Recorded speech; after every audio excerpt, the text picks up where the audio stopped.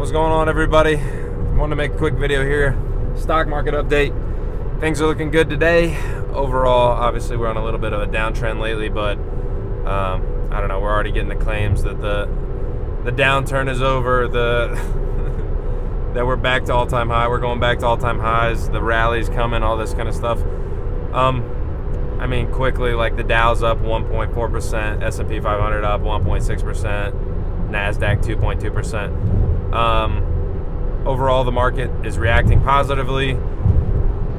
This is basically because Trump is kind of signaling and just in general softening his tariff stance. So, I mean, we saw the stock market fall the last couple weeks, last couple months, honestly, since his inauguration, with all this talk about tariffs and the impacts they were going to have on the economy in a broad sense, and also depending on what companies we're talking about.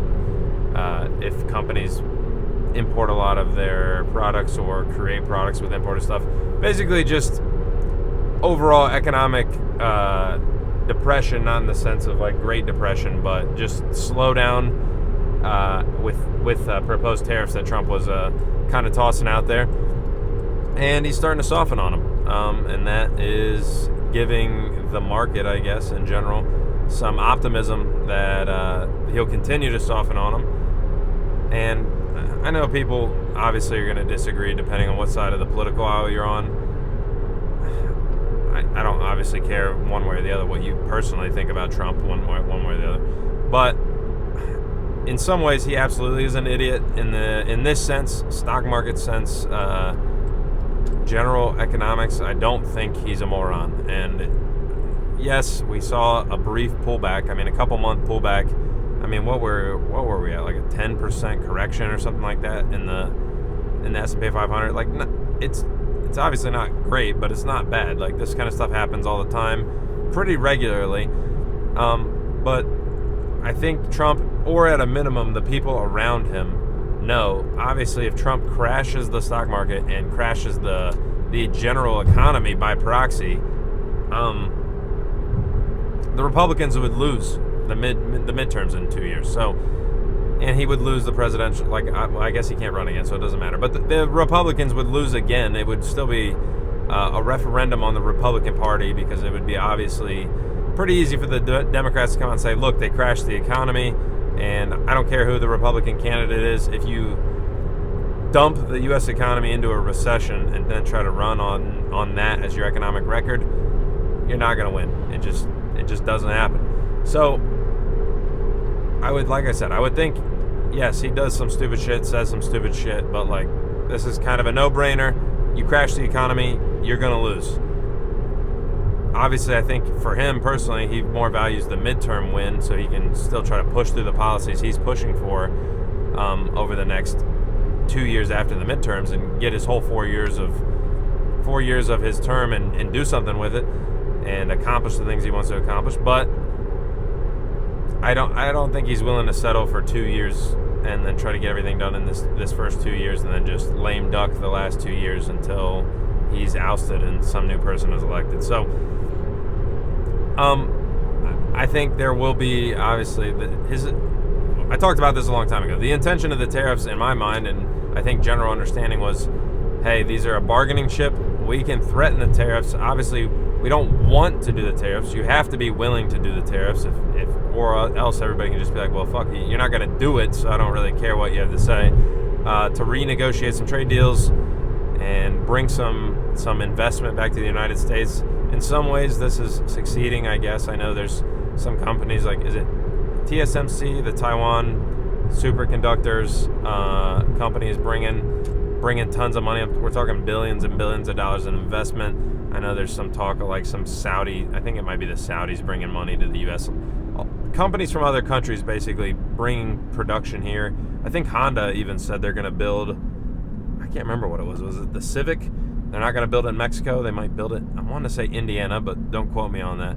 So there's some positive coming out of this, and if it took a 10% market correction and then we shoot off into the stratosphere of stock market, I mean, obviously that's worth it. I don't think that's personally going to happen. I still think we're going to see a bigger correction. I just think the fundamentals and the foundation we're sitting on is shaky at best in a lot of ways. And tomorrow I want to get into this. I gotta look more into it. I gotta learn some things. Gotta research it a little bit. I was watching some videos about private equity and some weird stuff they're doing with large pensions in the United States and the housing crisis we're going into where nobody can afford anything, and maybe some partial responsibility on private equity. But to be honest, I don't know enough about it yet, and I want to read into it a little bit more. And I find it pretty interesting, but we're not there yet. And like I said, I mean, it's just kind of a stock market update. Not a whole lot of news today. We'll see where this goes. We only have a couple more days before the tariffs, the reciprocal tariffs, actually take effect. So we'll see what happens. We'll see where it goes from here. You guys will have to let me know what you think. Was a 10% market correction worth it if we rebound from here? Because I mean, what do we get out of it? Doge and some general tariffs, maybe, and some foreign investment in the United States. Who knows? It'll be tough to say. Obviously, hindsight's 20/20. In 4 or 5 years, we can look back and be like, that was a good move. That was a bad move. I think it's hard to see it in the moment, but we'll find out. Won't be too long, I don't think. But I wanted to kind of end on this little story I was seeing on Twitter multiple times with Tesla. Obviously, Elon and his rap in with Trump and everything they're doing with Doge. People are pissed at Elon and pissed at Tesla and kind of preying on its downfall. I know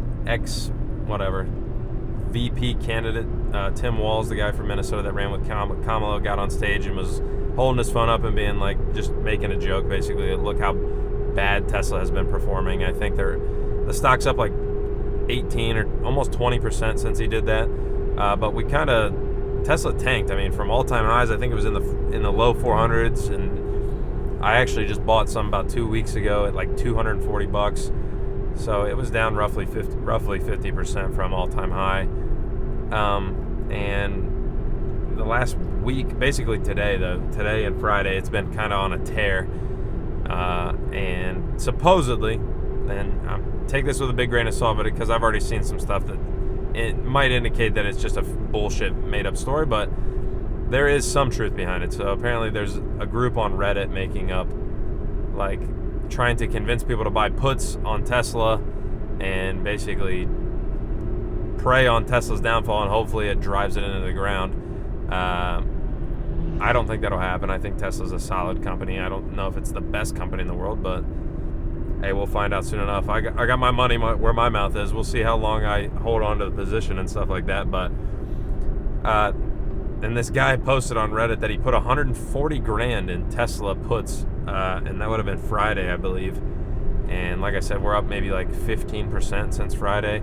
So he's getting absolutely crushed. I don't know what that option's worth exactly, but if it's real, it's getting close to worthless probably at this point. Like that's a tough one. I mean, if it's the end of the week, I don't know, but it might be 6 months out, so it might not be worthless, but who knows. My general advice, if you're messing with options, don't.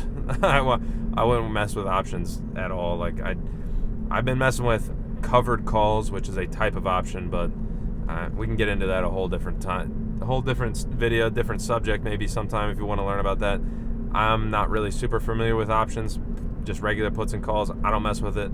To me, it feels too much like gambling, and in my opinion, it is gambling because I don't have the time to research it. You can always find somebody that'll argue, well, if you research enough, yeah, I understand. If you research anything enough, it maybe isn't quite gambling, but that your odds might be a little better, but my odds are not good enough because I don't have the time to put into it, so I don't mess with it. I'm long-term, I'm dollar cost average. That's what I'm going to do, and I'm going to stick to that because so far it's been working out pretty well.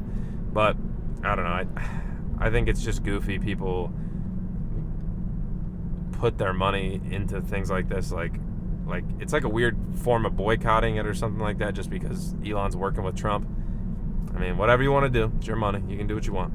But apparently, if this guy's a real person, he's getting absolutely fucked on this options trade. So don't be like that guy. So maybe should have threw a couple calls on Tesla when we were down so low, but we'll see where he ends up. Maybe he ends up in the money eventually once if Tesla plummets, and I'll be on here being like, well, shit, I should have sold my Tesla when I was up $2 or $3 grand instead of holding on to it for that long. But who knows? You let me know what you thought.